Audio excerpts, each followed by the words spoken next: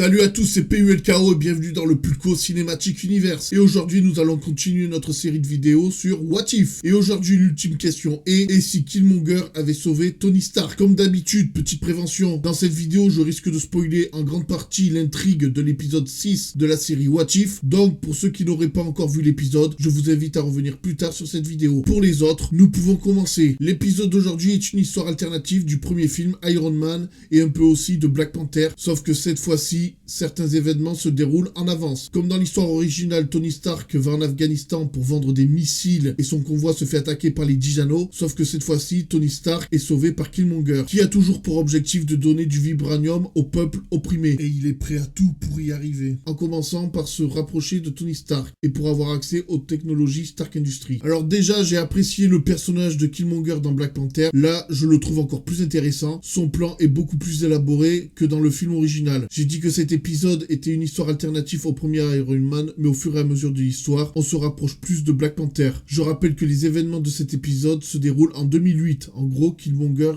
exécute son plan avec 8 ans d'avance. Non, il n'y a pas d'erreur, Black Panther se déroule en 2016, soit 3 semaines après Civil War, donc son plan se réalise bel et bien 8 ans en avance. Comme Tony Stark a été sauvé par Killmonger, il n'a pas appris de ses erreurs et il n'est pas devenu Iron Man. Monsieur Stark, cette expérience vous a-t-elle transformé? Oui.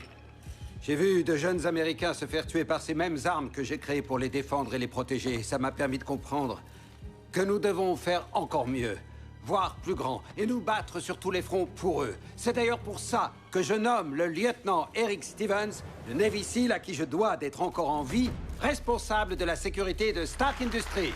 Ce qui cause à sa perte, oui encore, ça fait 3 fois que Tony Stark meurt dans cette série. Il se fait tuer par Hank Pym dans l'épisode 3, il se fait décapiter par Hope dans l'épisode 5. Tiens, c'est marrant ça. Famille Pym, tueur de Tony Stark de père en fille. Et là, il se fait tuer par Killmonger dans l'épisode 6. Et si on compte sa mort dans Avengers Endgame, Tony Stark est mort 4 fois dans le MCU. Alors même si je n'ai pas apprécié cet épisode autant que le précédent, j'ai quand même passé un très bon moment. Voilà, nous arrivons en fin de vidéo. Pour ne pas louper mes autres vidéos sur What If, je vous invite à vous abonner à la chaîne du Pulco Cinematic Universe. Vous pouvez aussi me rejoindre sur tous mes réseaux sociaux. C'était PULKO. Sur ce, ciao!